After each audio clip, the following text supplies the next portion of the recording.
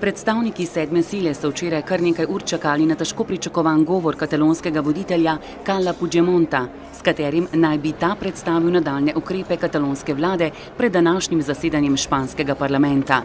Govorniški oder je dolgo sameval, ob 17. uri pa so novinarji Puigdemonta končno dočakali. Predčasnih volitev ne bo, je bil odločen Puigdemont.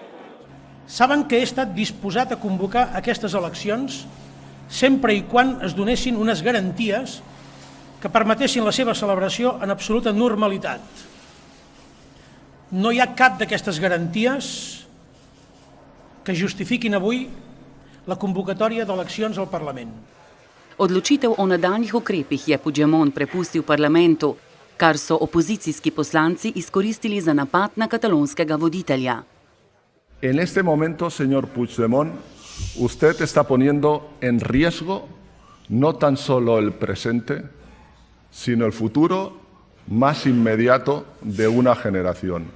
La responsabilidad de lo que ocurra en el día de mañana recae encima de sus hombros. Esto es un ridículo espantoso. Ya ni ha prou, president. Ya ni ha prou. Yo creo que hay millones de personas, millones de catalanes que están mirando hoy la televisión y que dicen, ya se nos ha agotado la paciencia. ¿Hasta dónde se creen ustedes que va a aguantar los catalanes? Razdvojenost katalonske politike, ki ni našla skupnega jezika glede nadaljnjih ukrepov, je izkoristil Madrid, ki je danes glasoval o aktiviranju 155. člena ustave, ki Kataloniji začasno odvzema politično avtonomijo. Čim prej, najkasneje pa v 6 mesecih, bi bilo v Kataloniji potrebno izpeljati nove volitve, je povedal španski premier Mariano Rajoy. El Parlamento de Cataluña ejercerá la función representativa que tiene encomendada, pero para garantizar que se desarrolle con pleno respeto a la Constitución y al Estatuto de Autonomía, se proponen al Senado una serie de disposiciones, entre las que destaco que el presidente del Parlamento de Cataluña no puede proponer candidato a la presidencia de la Generalitat, ni el Parlamento puede celebrar debate y votación de investidura. Estas son las medidas más importantes. Uveljavitev 155. člena, ki so ga v španskem senatu popoldan tudi podprli, pomeni razrešitev celotnega kabineta katalonske vlade. Ukrep, tako Rajoy, ni namenjen kaznovanju Katalonije.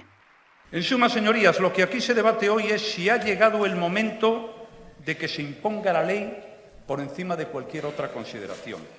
No contra Cataluña, sino para impedir que se abuse de Cataluña. Približno ob istem času, kot se je začela razprava v Madridu, se je sestal tudi katalonski parlament. Po razpravi poslancev je sledilo tajno glasovanje o deklaraciji o neodvisnosti, pri katerem pa niso sodelovali poslanci 3 opozicijskih strank, ki so zapustili dvorano. Parlament je na glasovanju podprl deklaracijo o neodvisnosti. Kaj ta odločitev katalonskega parlamenta pomeni za usodo regije in Španije, bo znano v prihodnjih urah, dneh in tednih. Nobenega dvoma pa ni, da je rešitev, ki bi zadovoljila tako Madrid kot Barcelono, zdaj še dlje, kot je bila pred nekaj urami.